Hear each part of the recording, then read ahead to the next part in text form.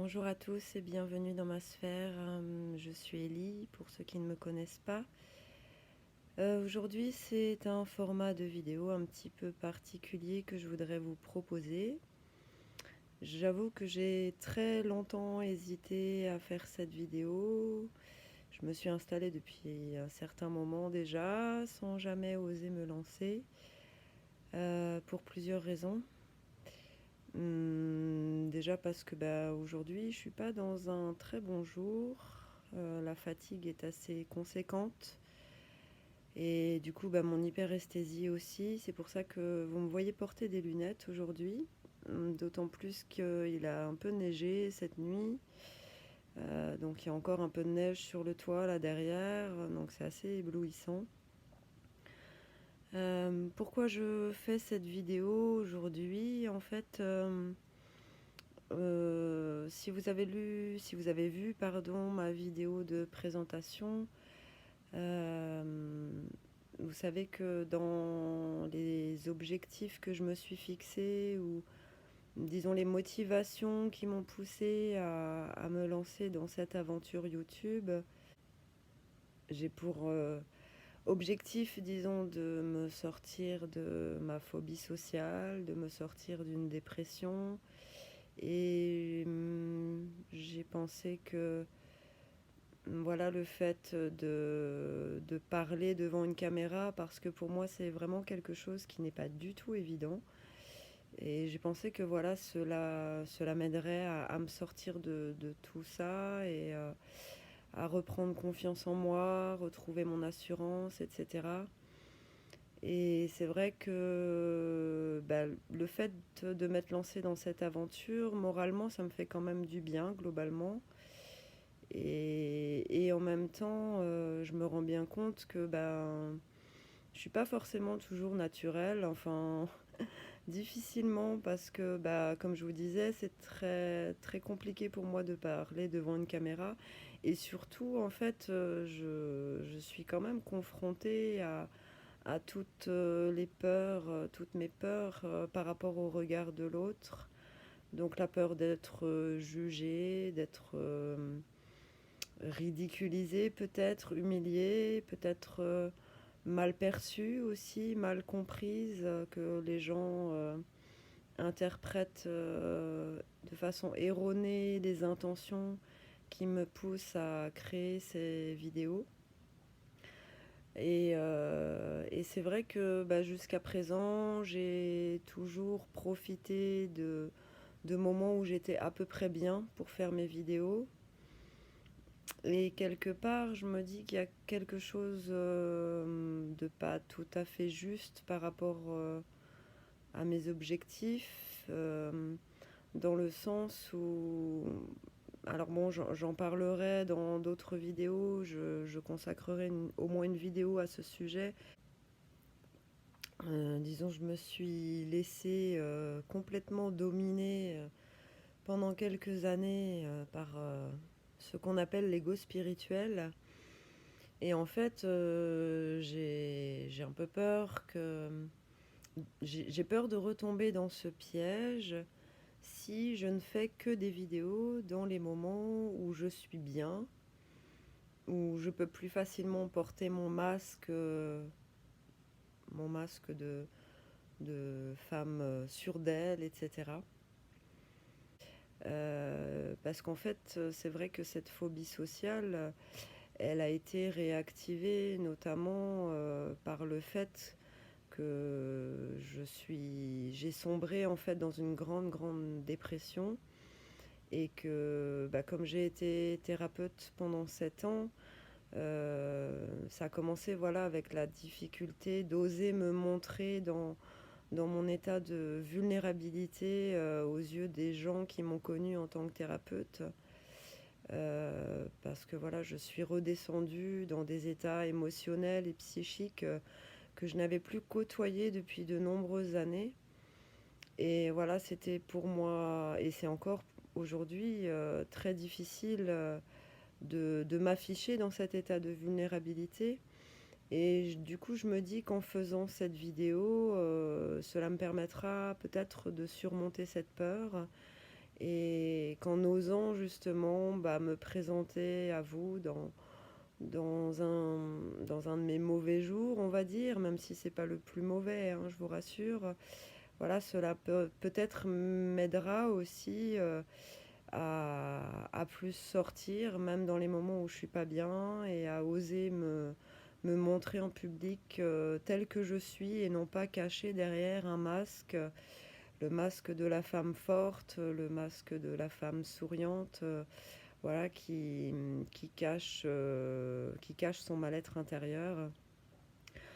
Alors pour qu'il n'y ait pas de confusion ou de préjugés, de malentendus par rapport à mes attentes, en fait, j'ai pas pour,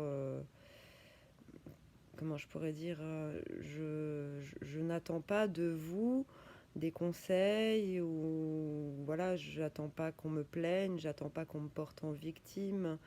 Je n'attends pas de retour particulier en fait, hein. En fait, je veux juste voilà, me présenter à vous tel que je suis, voilà, avec mes faiblesses, avec ma part de vulnérabilité. Et c'est vrai que peut-être aussi que j'ai envie de quelque part remettre les pendules à l'heure parce que je me rends bien compte que même dans mon entourage, euh, beaucoup n'ont pas conscience du mal-être qui m'habite en fait, hein, et c'est vrai que quand on est hypersensible, on peut passer dans des états émotionnels très extrêmes, donc on est toujours dans des yo-yo. Et même quand on est dans une phase dépressive, le simple fait de voir une personne que l'on aime, une personne avec laquelle on se sent en confiance, rien que ça, en fait, ça peut considérablement changer notre état intérieur. Et du coup, les gens nous voient dans l'état dans lequel on est au moment où on les voit, justement. Et en fait, ils se rendent pas compte de comment on peut être au quotidien. Et je pense que voilà, un autre objectif de cette vidéo aussi, c'est peut-être de vous aider à mieux comprendre les personnes de votre entourage qui seraient hypersensibles. Et parce que voilà, on est de toute façon incompris, hein, ça c'est sûr, par la majorité des gens. Après que voilà, qu'on ne me comprenne pas, je l'accepte tout à fait. Ce qui me dérange beaucoup, en fait, c'est que beaucoup nous jugent sur des a priori, sur des apparences. Et même quand ils ne nous jugent pas, euh, j'ai l'impression, alors c'est pas généralisé, hein, bien sûr, mais disons vis-à-vis de certaines personnes, euh, par rapport aux réflexions qu'ils peuvent me faire, alors j'entends pas forcément réflexions négatives, hein, mais aux observations, disons, dont ils me font part, euh, j'ai l'impression qu'ils pensent qu'en fait, quand je leur parle de mes problèmes, j'amplifie les choses, j'exagère en fait mon mal-être. Et oui, parce que ils me voient un moment où ça va à peu près, où leur rencontre me fait du bien. Et du coup, quand je leur parle des souffrances que je vis au quotidien, j'ai l'impression que finalement, certains ne l'entendent pas vraiment et que oui, et peut-être qu'ils pensent effectivement que j'amplifie les choses, que je les extrapole et que je vais pas si mal finalement que je le prétends, quoi. Et puis c'est sûr, après on a aussi toujours envie de faire bonne figure. Enfin, personnellement, J'ai pas envie de plomber les gens avec mes souffrances. Donc même si j'arrive à parler de ce que je vis avec mes amis, enfin voilà, je le fais. J'essaie de garder le plus possible le sourire, etc. De bien paraître quelque part, quoi. Et ben, je me rends bien compte que c'est aussi un masque que je porte et que bah, ça peut forcément induire les gens en erreur, quoi, hein. Certains de mes amis, quand ils me voient, ils me disent: «Ah, tu es rayonnante, je te trouve lumineuse, tu as retrouvé le sourire et tout». Mais oui, parce que effectivement, quand je les vois, bah, je suis contente de les voir, ça me fait du bien, ça me nourrit. Et mon hypersensibilité fait que bah, je vis pleinement ce moment. J'accueille le bien-être que m'apporte l'échange avec cette personne. Mais c'est clair qu'au quotidien, moi, je me sens pas du tout rayonnante ni lumineuse, quoi. Et quand je me vois dans le miroir, c'est même tout le contraire, finalement. Et du coup, voilà, effectivement, ben, les gens ne s'imaginent pas que, au fond, il y a un mal-être qui est présent au quotidien. Et voilà, j'avais envie un peu de m'exprimer sur ce sujet. Cette vidéo sera peut-être un peu brouillon, peut-être que ça va partir un peu dans tous les sens, mais je pense que ça vous montre aussi ben, le fonctionnement d'une personne hypersensible et ben, le bazar que ça peut être dans le cerveau d'un hypersensible quand on n'est pas trop bien, quoi. Et, et voilà, donc c'est pour ça qu'aujourd'hui, cette vidéo, voilà, je vais pas faire comme les autres, à couper, réenregistrer ce qui me plaît pas et recouper encore ce qui va pas, voilà, mes maladresses, mes bafouillages. Mes hésitations, voilà, tout ça. J'ai vraiment envie bah, de me présenter avec, oui, mes faiblesses, effectivement. Et donc, je ne sais pas si ça pourra apporter quelque chose à d'autres personnes, peut-être qui sont confrontées à, à ces phases de déprime associées à l'hypersensibilité. Voilà, avec toute la torture mentale que cela implique, etc. Mais voilà, j'avais envie de me montrer à vous dans cette authenticité et pas caché derrière le masque ou dans la peau d'un personnage genre youtubeuse ou conférencière ou je ne sais quoi d'autre. Je voulais vraiment m'afficher telle que je suis. Donc voilà, pour en revenir à ce que je disais, effectivement, je vais pas réenregistrer ce qui me plaît pas. Évidemment, je couperai quand même au montage tous les moments de silence parce que les mots ne sortent pas de façon fluide, donc je vais pas laisser des gros blancs sur la vidéo quand même. La fatigue que je ressens en fait, bon c'est vrai que depuis que j'ai mon algodystrophie et que du coup mon hyperesthésie s'est décuplée. Donc ça va faire 3 ans, bah, très bientôt en fait, le 17 avril. Et c'est vrai que depuis, bah, je suis dans une fatigue permanente. Alors elle est moins importante qu'elle ne l'a été au cours des 2 premières années où j'étais confrontée à des douleurs vraiment d'une extrême violence, donc je dormais quasiment pas. Et puis j'étais épuisée juste par le fait des douleurs en fait, hein. Mais Mais c'est vrai que voilà, maintenant, dans l'ensemble, ça va mieux, mais il y a des jours où c'est encore assez fort. Et si vous avez lu mon blog récemment, La vie à fleur de peau, j'ai partagé un article pour parler de ma phobie sociale. Et, et en fait, j'expliquais dans cet article que la semaine dernière, J'ai voulu aller faire mes courses. Donc, moi, j'habite dans un village où il y a à peu près 800 habitants. Et donc, si je veux aller faire mes courses, il faut que je descende à Münster. Et donc, Münster, c'est 5000 habitants, plus les gens de toute la vallée hein, qui circulent.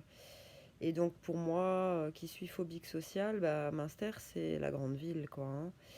Et il y a, voilà, à chaque fois que je dois sortir, je, je fais face à donc une anxiété sociale. Je ressens des choses euh,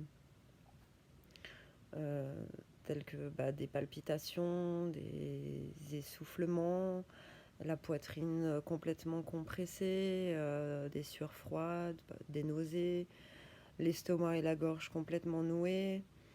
Et donc c'est vrai que la plupart du temps, j'arrive à surmonter tout ça, même si c'est difficile, mais voilà, je me prépare pour sortir et j'arrive à surmonter mes angoisses. J'ai ma musique dans les oreilles pour me focaliser sur des sons agréables et aussi pour un petit peu me préserver de tous les bruits environnants, toutes les agressions sonores.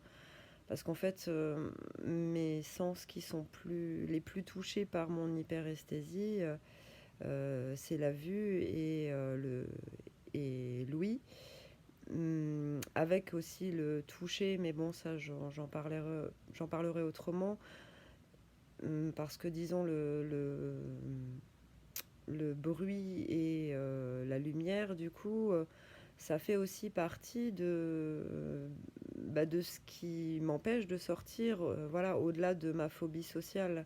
C'est vrai que voilà, je suis bien dans mon cocon, bien dans mon calme, le calme de mon logement, etc. Et donc sortir et aller affronter le bruit, l'agitation, la pollution, etc. Même si voilà, on n'est pas à Paris, donc c'est clair que j'ai quand même la chance d'être un peu plus au vert. Mais bon, voilà, si je vais à Münster, je vais quand même ressentir les gaz d'échappement et le bruit et tout ça. Donc c'est très compliqué pour sortir, mais voilà, c'est vrai que la plupart du temps, j'arrive à faire face et j'arrive à sortir. Et il arrive encore, enfin, là du coup, c'était pas arrivé depuis, je dirais à peu près un an et demi. La semaine dernière, j'ai voulu aller faire mes courses et là, j'ai été incapable de sortir. Donc mes angoisses ont commencé déjà la veille au soir. J'ai eu beaucoup plus de mal à m'endormir que d'habitude. Et alors là, dès le réveil, le matin, je me suis tout de suite sentie mal en fait. Hein. Je sentais mon corps qui somatisait, beaucoup de stress, beaucoup d'angoisse. Alors je me suis levée en restant focalisée sur l'instant présent. Je suis allée prendre le petit déjeuner. Je me suis dit, voilà, ça va aller, ça va passer.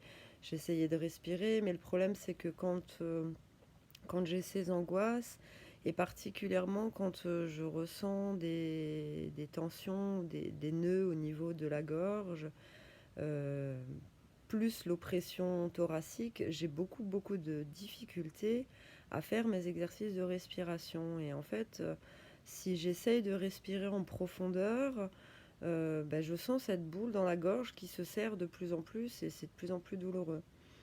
Donc du coup, les exercices de respiration dans ces cas-là n'ont aucune efficacité et surtout, ils empirent le problème en fait, quoi.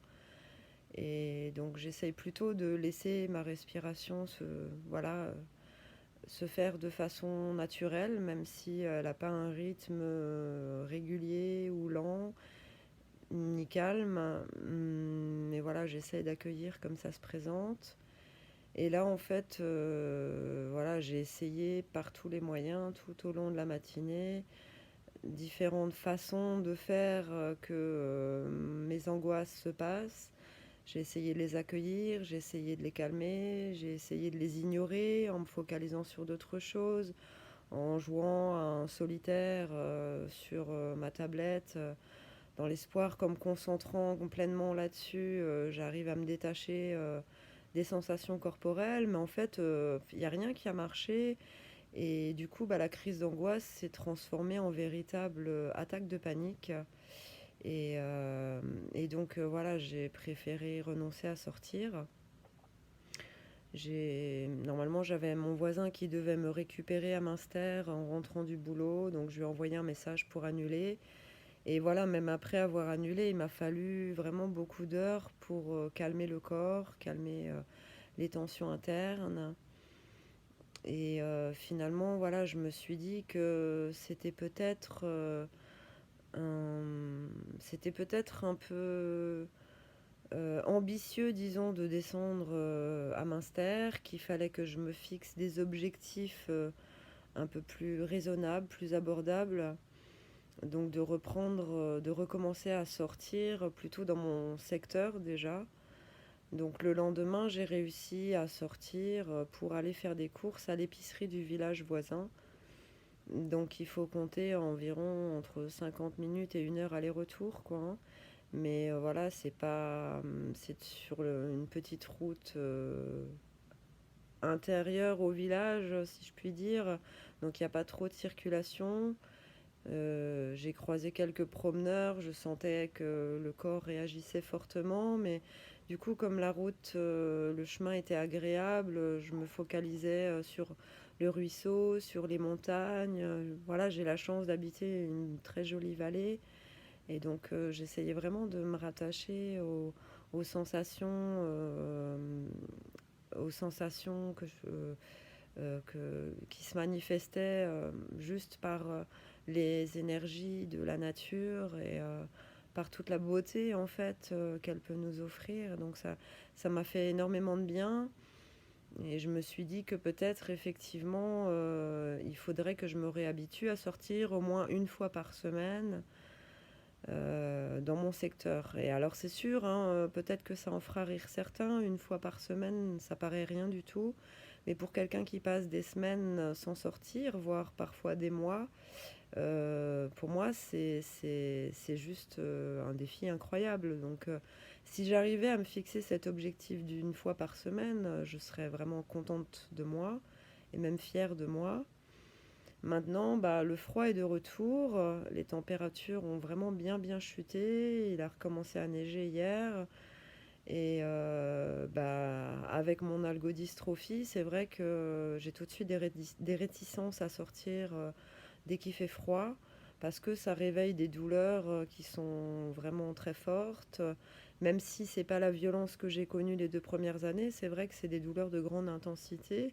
Et j'ai tout simplement envie de me préserver et de limiter en fait les sources de douleur. Et ce qu'il faut savoir, c'est que les douleurs qui sont réactivées par le froid ou d'autres agressions extérieures, elles vont venir pas seulement le temps que je suis dehors, mais aussi se prolonger sur des heures, voire des jours. Et voilà, donc du coup, effectivement, quand on n'est déjà pas trop bien mentalement, psychiquement, physiquement, si on peut éviter d'avoir à se rajouter des douleurs, c'est clair que ça va pas motiver à sortir, quoi. Donc après, il y a une autre réflexion qui m'est venue parce que j'ai réussi à sortir à Münster, c'était qu'en fin février. J'étais allée chez mon médecin et j'ai dû aller au laboratoire. Et c'est vrai que j'ai ressenti beaucoup d'angoisse, mais j'ai réussi à sortir.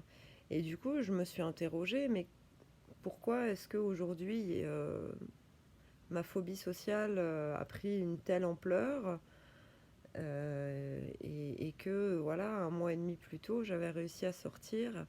Et c'est vrai que quand j'étais allée ce jour-là chez le médecin et au laboratoire, mon hyperesthésie était à un niveau encore pire qu'aujourd'hui. Et donc, tous les bruits, tous les sons étaient décuplés, même dans la salle d'attente du médecin. J'en avais parlé dans un de mes articles d'ailleurs. Euh, je, je- Bon, déjà, dans les salles d'attente, comme il n'y a pas beaucoup de meubles, en plus, il y a un effet d'écho qui est assez important.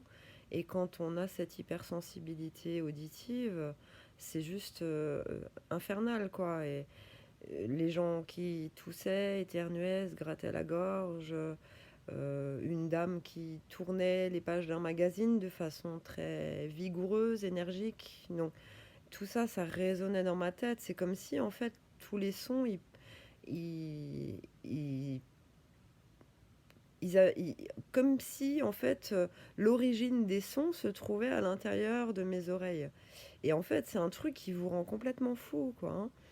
Et après, devoir aller à Münster avec le bruit des voitures, c'était en plus les heures de pointe et tout, ça a été vraiment terrible à vivre.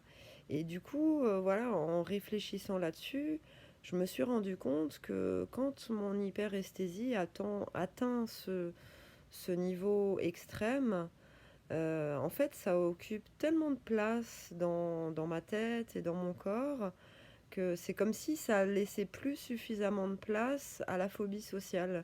Comme si j'oubliais presque la peur des gens, en fait, tellement les agressions sonores, particulièrement, euh, oui, occupent toute la place, en fait, à l'intérieur de moi. Et donc, voilà, c'était aussi une réflexion que j'avais là-dessus. Je voulais aussi voilà, en parler et partager ça parce que peut-être que parmi vous, ben, certaines personnes ont- sont aussi sujets à l'hyperesthésie et peut-être aussi alors soit l'anxiété sociale ou soit d'autres formes anxieuses, soit d'autres troubles anxieux. Et voilà, ça peut. Voilà, je voulais partager un petit peu cette expérience parce que peut-être que vous aviez les mêmes interrogations euh, par rapport à vos angoisses et à savoir pourquoi à certains moments elles étaient plus importantes qu'à d'autres. Euh, voilà. Donc pour en revenir à la fatigue, ce que je voulais dire en fait, c'est que c'est vrai que même si globalement ça va mieux, le fait d'avoir cette fatigue permanente fait que euh, quelle que soit la tâche que je vais accomplir, l'activité, qu'il s'agisse de quelque chose de physique ou d'intellectuel, je vais vite fatiguer, surtout je vais mettre du temps à récupérer. Et après, en plus de ça, bah voilà, il y a l'hypersensibilité, qu'elle soit sensorielle ou émotionnelle. Tout ça va accentuer encore davantage la fatigue. Et c'est vrai que bah, du coup, la semaine dernière, quand j'ai fait mon attaque de panique, ça m'a pris une énergie vraiment considérable. Et après, d'être sortie faire les courses, cette petite heure de marche alors que j'étais pas sortie depuis des mois, voilà, tout ça a généré de la fatigue. Et le fait de faire mes vidéos aussi, hein, ça me prend quand même de l'énergie, même si c'est vrai que ça me fait du bien moralement, ça me prend quand même de l'énergie. Et donc voilà, c'est vrai que depuis une semaine, là, j'ai beaucoup de mal à récupérer. Hier, ça allait un peu mieux, et puis aujourd'hui, ben, je sais pas si c'est le contre-coup d'avoir fait la vidéo hier et du coup de m'être couché tard aussi parce qu'elle a mis un temps fou à charger sur YouTube. Et donc j'ai voulu attendre que le téléchargement arrive au bout avant d'aller me coucher. Donc je me suis couchée vraiment très très tard. Donc voilà, c'est pour ça qu'aujourd'hui c'est pas la top forme. Mais voilà, au moins je suis contente d'avoir trouvé la force et le courage quand même de faire cette vidéo malgré mes peurs, mes réticences, etc. Et donc voilà, je vais vite la publier avant de renoncer à le faire parce que je pense que voilà, c'est important pour mon chemin de guérison. Et si en plus bah, ça peut apporter quelque chose à certains d'entre vous, ben ça sera encore mieux, ce sera le petit bonus, le petit plus en tout cas. Voilà. Voilà, je pense que je vais m'arrêter là pour aujourd'hui. J'espère que mes réflexions auront pu être utiles à d'autres personnes. Voilà, je vous remercie en tout cas de m'avoir écouté. Hier soir, après avoir enregistré la vidéo sur l'hypersensibilité, enfin, pendant qu'elle était en train de charger sur YouTube, je me suis rendu compte que j'avais oublié d'aborder un point important. Et donc, je referai une vidéo peut-être ce soir, si, selon mon état, ma motivation. Voilà, bon, déjà, il y aura moins de luminosité, donc je me sentirai certainement mieux. Puis c'est vrai que d'une façon générale, je suis souvent mieux le soir que la journée. Je sais pas pourquoi, ça aussi, j'y réfléchis encore. Voilà, en tout cas, je vous referai une vidéo pour compléter celle qui a été publiée cette nuit, du coup. Je vous souhaite une belle fin de journée. Merci encore de m'avoir écouté. Puis je vous dis à très bientôt. Bye bye.